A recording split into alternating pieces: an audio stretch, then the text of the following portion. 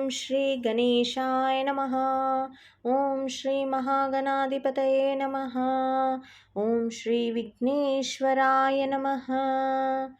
ओम नमः शिवाय।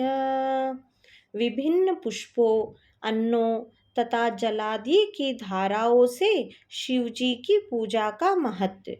ब्रह्मा जी बोले, नारद, जो लक्ष्मी प्राप्ति की इच्छा करता है वो कमल, बिल्वपत्र, शतपत्र और शंख पुष्प से भगवान शिव की पूजा करे। ब्राह्मण, यदि 1,00,000 की संख्या में इन पुष्पों द्वारा भगवान शिव की पूजा संपन्न हो जाए तो सारे पापों का नाश होता है और लक्ष्मी की भी प्राप्ति हो जाती है। इसमें संशय नहीं है। प्राचीन पुरुषों ने 20 कमलों का एक प्रस्थ बताया है। 1,000 बिल्व पत्रों को भी एक प्रस्थ कहा गया है।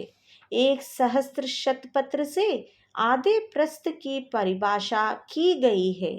16 फलों का एक प्रस्थ होता है और 10 टंकों का एक पल। इस मान से पत्र, पुष्प आदि को तोलना चाहिए। जब पूर्वोक्त संख्या वाले पुष्पों से शिव की पूजा हो जाती है तब सकाम पुरुष अपने संपूर्ण अभिष्टा को प्राप्त कर लेता है। यदि उपासक के मन में कोई कामना ना हो तो वह पूर्वोक्त पूजन से शिव स्वरूप हो जाता है। मृत्युंजय मंत्र का जब 5,00,000 जप पूरा हो जाता है तब भगवान शिव प्रत्यक्ष दर्शन देते हैं। 1,00,000 के जप से शरीर की शुद्धि होती है। दूसरे लाख के जप से पूर्व जन्म की बातों का स्मरण होता है। तीसरे लाख पूर्ण होने पर संपूर्ण काम्य वस्तुओं प्राप्त होती है। चौथे लाख का जप होने पर स्वप्न में भगवान शिव का दर्शन होता है और 5वें लाख का जप जो ही पूरा होता है भगवान शिव उपासक के सम्मुख तत्काल प्रकट हो जाते हैं। इसी मंत्र का 10,00,000 जप हो जाए तो संपूर्ण फल की सिद्धि होती है। जो मोक्ष की अभिलाषा रखता है वह 1,00,000 दर्भों द्वारा शिव का पूजन करे। मुनि श्रेष्ठ, सर्वत्र लाभ की ही संख्या समझनी चाहिए। आयु की इच्छा वाला पुरुष 1,00,000 दुर्वाओं द्वारा पूजन करे। जिसे पुत्र की अभिलाषा हो वह दतूरे के 1,00,000 फूलों से पूजा करे। लाल डंठल वाला दतूरा पूजन में शुभदायक माना गया है। अगस्त्य के 1,00,000 फूलों से पूजा करने वाले पुरुष को महान यश की प्राप्ति होती है। यदि तुलसी दल से शिव की पूजा करे तो उपासक को भोग और मोक्ष दोनों सुलभ होते हैं। लाल और सफेद आंख, अपामार्क और श्वेत कमल के 1,00,000 फूलों द्वारा पूजा करने से भी उसी फल, भोग और मोक्ष की प्राप्ति होती है। जपा, अड़हुल के 1,00,000 फूलों से की हुई पूजा शत्रुओं को मृत्यु देने वाली होती है। करवीर के 1,00,000 फूल यदि शिव पूजन के उपयोग में लाए जाए तो वे यहाँ रोगों का उच्चाटन करने वाले होते हैं। बंदूक, दोपहरिया के फूलों द्वारा पूजन करने से आभूषण की प्राप्ति होती है।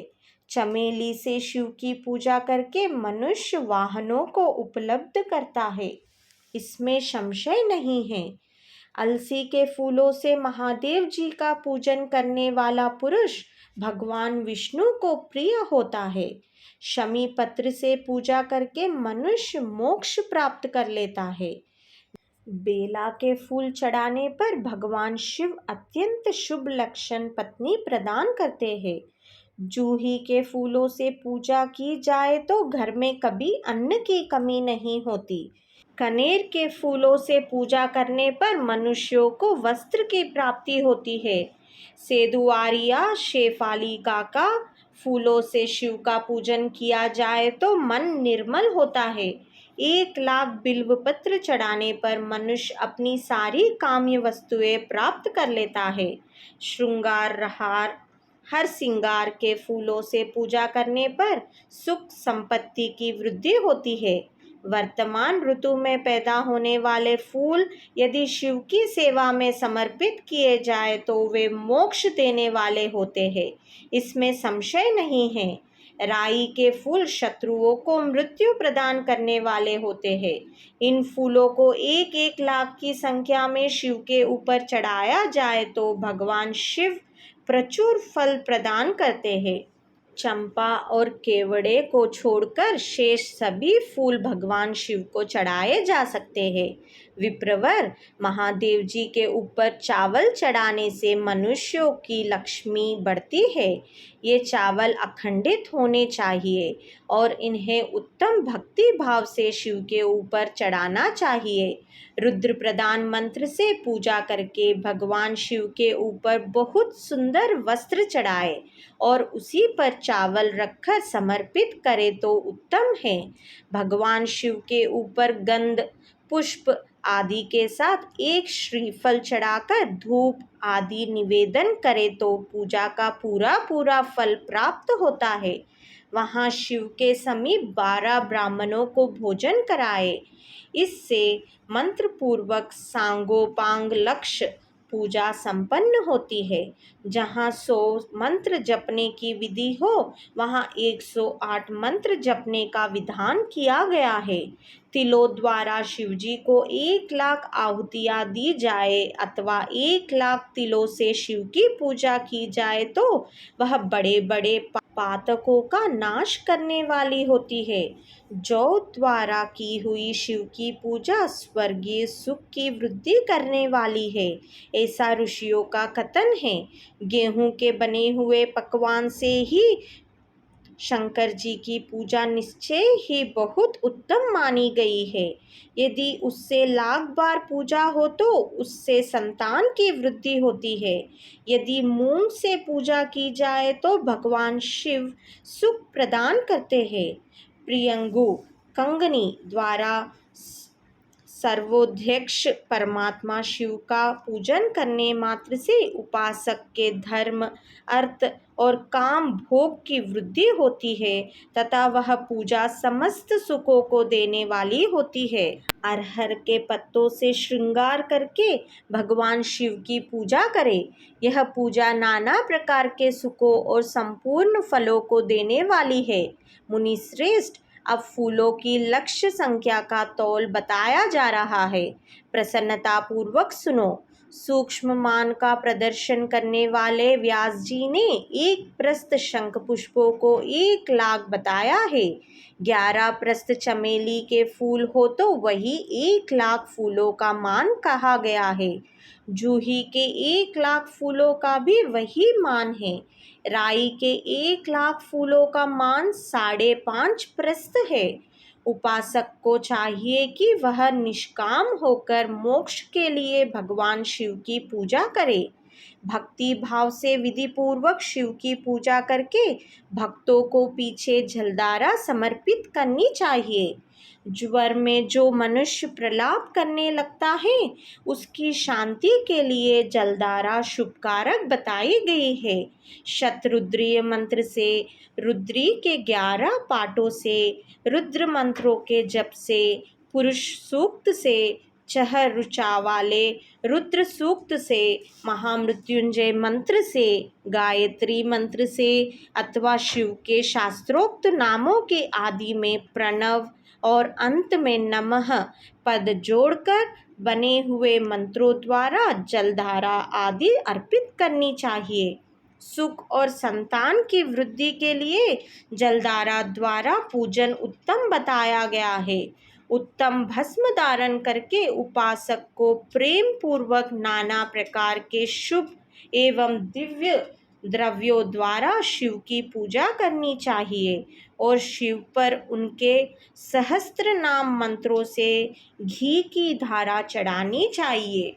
ऐसा करने पर वंश का विस्तार होता है, इसमें संशय नहीं है। इसी प्रकार यदि 10,000 मंत्रों द्वारा शिव जी की पूजा की जाए तो प्रमेह रोग की शांति होती है और उपासक को मनोवांछित फल की प्राप्ति हो जाती है।